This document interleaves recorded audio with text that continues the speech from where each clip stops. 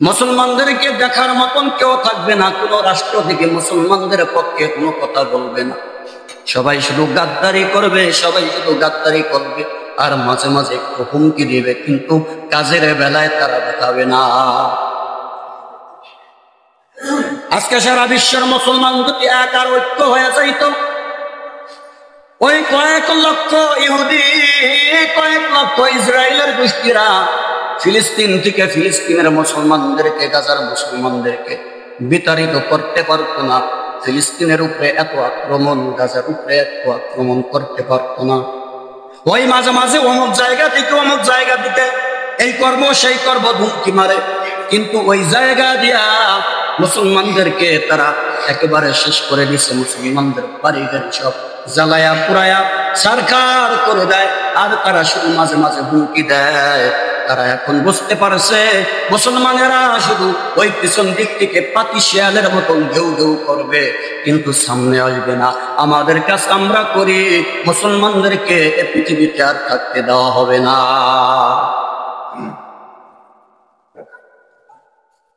কিয়ামতের আগে মুসলমানদের হাতে কোনো ক্ষমতা থাকবে না, ক্ষমতাগুলো বেঈমানদের হাতে চলে যাবে। বেঈমানদের হাতে ক্ষমতা যাওয়ার পরে মুসলমানদের উপরে নির্যাতন, মুসলমানদেরকে এমন মারা মারবে, এমন অপদস্থ অপমানিত করবে, মুসলমান মাথা জাগায়া কথা বলার মতন সাহস মুসলমান পাবে না।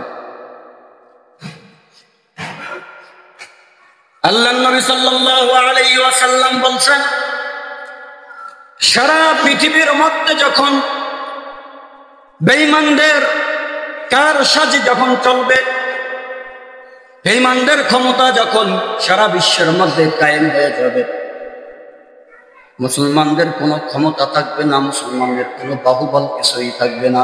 রাজত্ব করবে বেঈমানেরা, ওদের মন মতন যা ইচ্ছা তাই করতে থাকবে। আল্লাহ বলার মতন কেউ থাকবে না ক্ষমতা, কারণ তাদের হাতে, বেঈমানদের হাতে মুসলমান যখন কথা বলবে তখনই তো মুসলমানের গর্দান উড়াইয়া দিবে। ওই যে গাজার নির্যাতন এখনো পর্যন্ত শেষ হয় নাই। আবার নিউজের মধ্যে এখন দেখা যাইতেছে ভারতের একটা অংশে ভারতেরা, বেঈমানেরা মুসলমানদেরকে নাকি খুব অত্যাচার করতেছে। কাশ্মীরের কথা তো বাদেই দিলাম, ভারতেরও বিভিন্ন অঞ্চলে বিভিন্ন জায়গায় মুসলমানেরা এখনো শান্তিতে বসবাস করতে পারে না। ওই যে আমরা যাদেরকে রোহিঙ্গা বলে গালি দিতাম, ওই রোহিঙ্গাদের মধ্যে যদি তোমার বোন থাকতো, তোমার সন্তান থাকতো, তখন বুঝতে পারতা রোহিঙ্গা বলার আগে। আমরা তো হাইসা হাইসা উড়াইয়া দিয়া রোহিঙ্গা রোহিঙ্গা বলে গালি দেই, অথচ ওই সময় রোহিঙ্গাদেরকে এত মারা মারছে, এত নির্যাতন করছে, মুসলমানদের বাচ্চাদেরকে আগুনের মধ্যে ফেলাই যাচ্ছে। শুধু তাই না, মুসলমানদের মা বোনদেরকে এমন এমন অত্যাচার করছে যেগুলো ভাষায় বলা অস্বাভাবিক।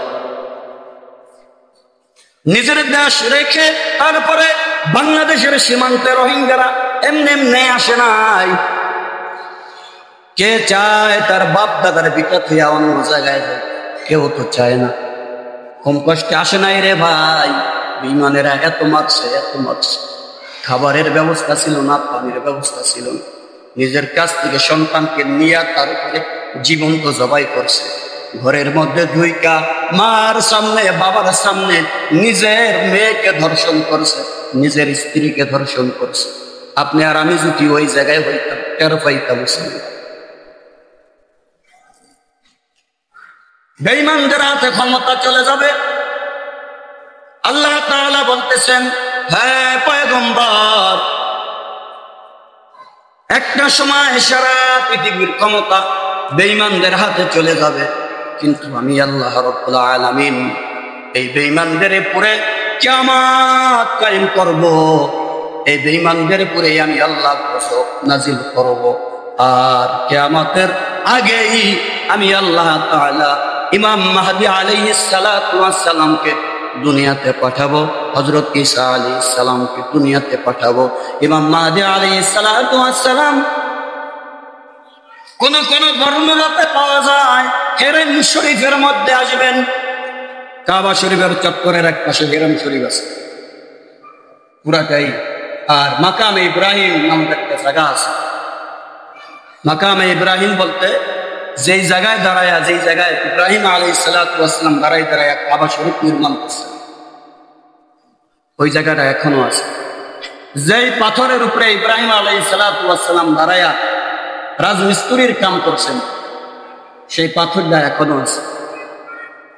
ইব্রাহিম আলাইহিস সালাম যেই পাথরটার উপরে দাঁড়ায়া কাজ করছেন, সেই পাথরের উপরে ইব্রাহিম আলাইহিস সালামের পায়ের ছাপ এখনো আছে। কাবা শরীফ তো অনেক উঁচা, ইব্রাহিম আলাইহিস সালাম তো অত উঁচা ছিলেন না, স্বাভাবিক ছিলেন। তো ওই সময় তো বর্তমানে যে রেলিং গুলো দেওয়া আছে, ওই কোনো অত্যাধুনিক কোনো ব্যবস্থা ওই সময় ছিল না। কিভাবে উপরে যায়া তারপরে এই কাজগুলো করবেন? আল্লাহ তাআলা পাথরকে হুকুম করলেন, ও পাথর, আমার ঘর বাইতুল্লাহ বানাইবার জন্য আমার বন্ধু যেহেতু রাজমিস্ত্রি হয়ে গেছে, তার সন্তান ইসমাইল যোগালি হয়ে গেছে, পথে এত দূরে উপরে কিভাবে কাজ করবে? পাথর করে আমি হুকুম করলাম, যেই জায়গায় আমার দোস্ত খলিল উঠতে চায়, আমার দোস্তরে নিয়ে, আমার খলিলকে নিয়ে পাথর তুই আস্তে আস্তে ধাপে ধাপে উপরে উঠতে থাকবি। ইব্রাহিম আলাইহিস সালাম পাথরের উপরে দাঁড়াইছেন, হাত দিয়ে লাগ পায় না, কাজ করবে কিভাবে? পাথর অটোমেটিক উপরে উঠে গেছে। সেই পাথরটা এখনো পর্যন্ত আছে। কোন কোন রাওয়ায়াতে পাওয়া যায় ইমাম মাহদী আলাইহিস সালাতু ওয়াস সালাম মাকামে ইব্রাহিমের মধ্যে আসবেন, ওই জায়গা বৈশা বায়াত নিতে থাকবেন। কিভাবে সারা পৃথিবীর ক্ষমতার কাছে আবার সিনায়া মুসলমানদের হাতে আনা যায়, বায়াত নিতে থাকবেন। এই বায়াত নিতে থাকবেন। আবার কোন কোন রাওয়ায়াতের মধ্যে আছে শাম দেশের মধ্যে, শামের মধ্যে সিরিয়া, লেবানন, জর্ডান, ফিলিস্তিন কয়টা রাষ্ট্র? এক সময় ভারত উপমহাদেশ ছিল। ভারত, বাংলাদেশ, পাকিস্তান, নাকি তিনটা মিলে একটা রাষ্ট্র ছিল। সর্বপ্রথম পাকিস্তান স্বাধীন হইল, আবার পাকিস্তান থেকে বাংলাদেশ স্বাধীন হয়েছে। এক সময় ভারত, পাকিস্তান, বাংলাদেশ সব এক ছিল। ওই শামের মধ্যেও শাম, লেবানন, জর্ডান, ফিলিস্তিন আর সিরিয়া সবগুলো একটা রাষ্ট্র ছিল। ওই শামের মধ্যে যে সিরিয়া আছে, সিরিয়ার রাজধানীর নাম হয়েছে দামেস্ক। সিরিয়ার রাজধানীর নাম কি? দামেস্ক। ওই দামেস্কের মধ্যে একটা মসজিদ আছে, যেই মসজিদের উপরে সাদা একটা গম্বুজ আছে। সাদা গম্বুজ দ্বারা বিস্তৃত একটা মসজিদ। ওই সাদা গম্বুজওয়ালা মসজিদের মধ্যে ইমাম মাহদী আলাইহিস সালাতু ওয়াস সালাম ওই জায়গায় আসবেন।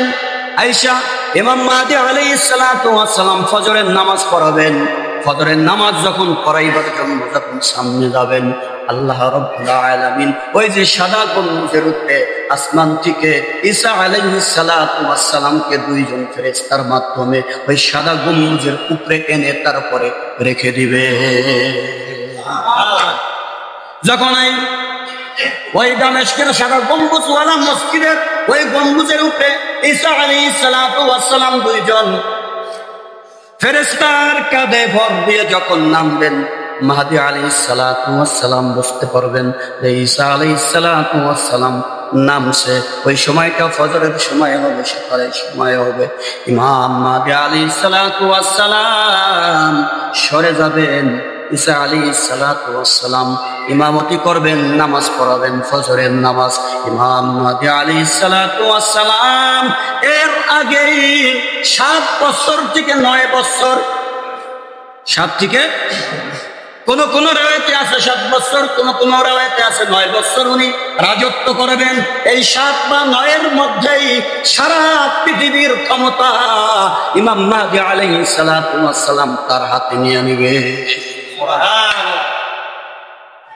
ওই সময় কার বেঈমানদের হাতে কোনো ক্ষমতা থাকবে না, সব ক্ষমতা মুসলমানদের হাতে, ইমাম মাহদী আলাইহিস সালামের হাতে চলে যাবে। 7 থেকে 9 বছর পর্যন্ত উনি ক্ষমতাগিরি করবেন।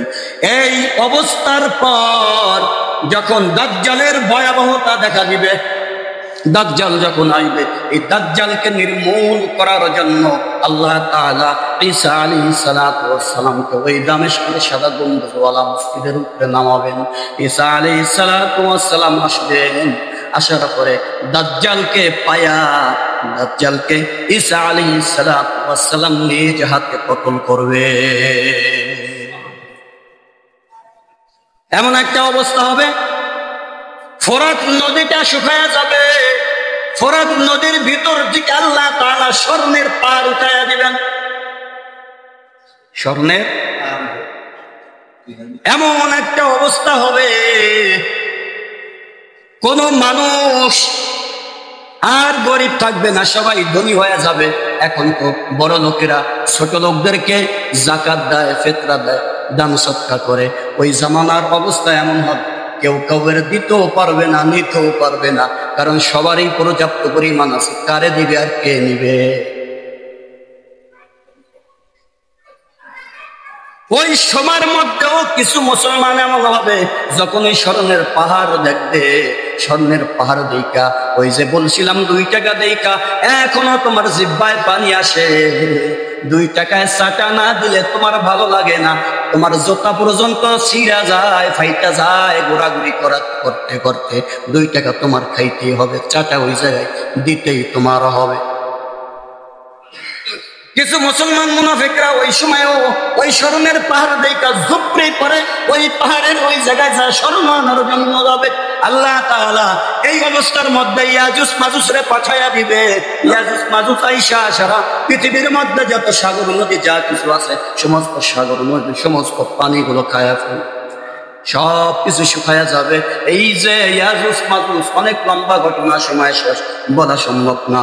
ভাইরা ভাই, ইয়াজুজ মাজুজ এক একজন 120 হাত লম্বা হবে, এক একজন 120 হাত লম্বা হবে, চেহারা বিশ্রী হবে, ভয়ানক চেহারা হবে।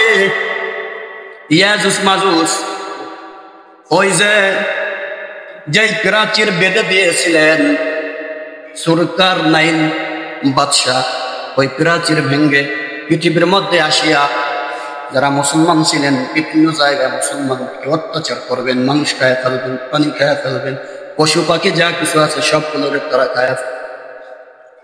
তখন